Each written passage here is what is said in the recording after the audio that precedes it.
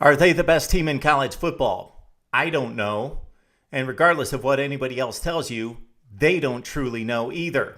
And unfortunately, with this crazy BCS system, we're not really going to find out because Alabama's only going to have to play one other serious championship contender outside of the SEC. But that's the system we have, and Alabama has the pole position. They're undefeated, they're number one, and they're meeting every challenge, and usually in dominant fashion.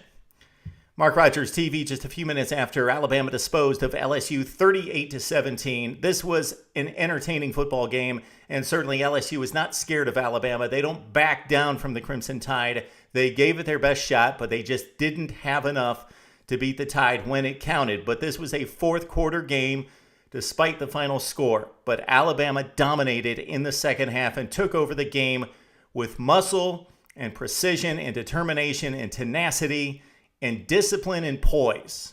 Just look at their head coach. They play like their head coach. They bring all of that to the field when the limelight and the center stage is there for the taking. And they did it once again, this time against LSU, 38-17. So let's start with the quarterback, AJ McCarron. He managed the game well, 14 of 20, 179 yards and 3 touchdowns, no interceptions. McCarron missed on some pretty easy wide open receivers early in the game. Then he zeroed in, did what he had to do to take care of the football, made no crucial mistakes, didn't turn the ball over. That was huge because we know what LSU did with it when they had scoring opportunities. And so McCarron notches another win, gets closer to a third possible BCS championship.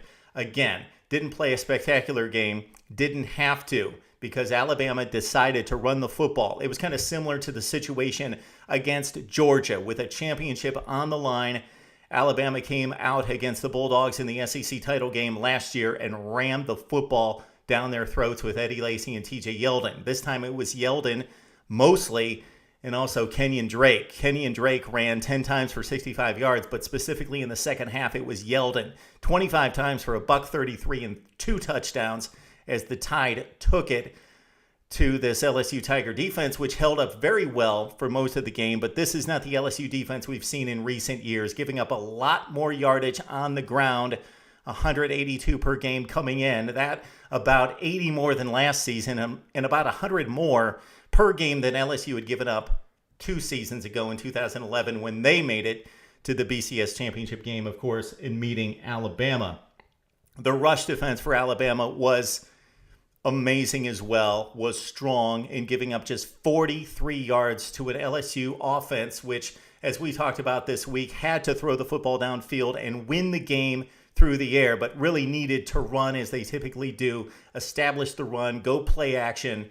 And Alabama, especially in the second half, shut down Jeremy Hill. They gave up just 43 yards rushing, which, of course, in the college game is a bit deceiving because the sacks were included in that as well. But Jeremy Hill had just 42 yards on 13 rushes, and Terrence McGee, 9 carries for 31 yards as the Tide bottled up the LSU ground game and made the Tigers very one-dimensional. Now, one dimension took LSU and took this game into the fourth quarter because Zack Mettenberger has an NFL arm, and he's got Odell Beckham Jr. and Jarvis Landry making plays all over the place. He hit on 16 of 23 for 241 and a touchdown.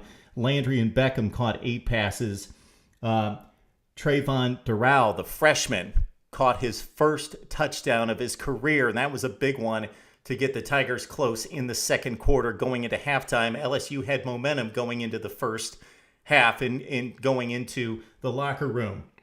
Bama, again, we talked about poise and discipline and precision. They made no real mistakes. LSU made some of the crucial mistakes.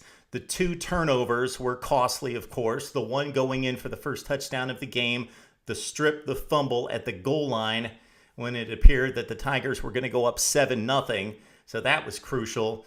And then, of course, the other fumble in the first quarter when Mettenberger had the missed exchange with the center. Ball loose on the ground after the bad snap or the snap that hit him in the gut. Tide takes it over. They kick the field goes. So that's a 10-point swing right there. And then the pass interference play. Didn't think it was the best call or decision by the official. But LSU could have gotten off the field on third down. Then they give up the first touchdown of the game to Alabama and O.J. Howard when he ripped it off for 52 yards from McCarron.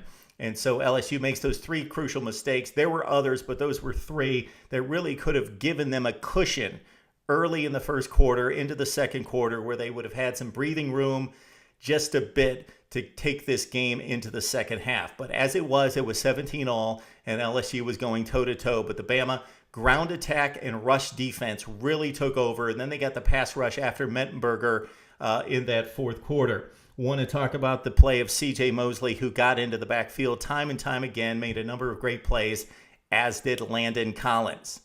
So we've got Alabama and Florida State. Most consider those two to be the best two teams in the country. Florida State has been dominant from week one all the way through. Has the competition been great? No. Clemson's been by far the best team. And the one big Clemson win, of course, was against Georgia. That game not looking as good as it did in week one. And certainly the Miami win, especially considering what the Canes did tonight against Virginia Tech and getting blown out at home, does not look that special as well. But Florida State has been dominant across the board. Bama got challenged by Texas A&M. They dominated the game from the second to the fourth quarter, but they gave up a 14-0 lead early, and they gave up the comeback to get back into the ball game by the Aggies and Johnny Manziel. But Bama won that game by just a touchdown. Then they got challenged here through about three quarters, but dominated the fourth quarter. So you've got the other contenders in Baylor, Ohio State. Most people consider them to be on that second rung. Northern Illinois and Fresno State. I bring them up because they play FBS football and they're undefeated. I'm not saying that they're as good as Alabama, Ohio State, Florida State, and those other teams, Stanford, Auburn, Missouri included. I'm saying that they play FBS football and they should be given a shot, or they should be taken out of the equation. All right, Alabama fans, SEC fans, college football fans, let's talk about the BCS and your rankings. Right now I go Alabama, Florida State, Ohio State, Baylor, and Stanford 1 through 5. Would love to hear from you now on Mark Rogers TV.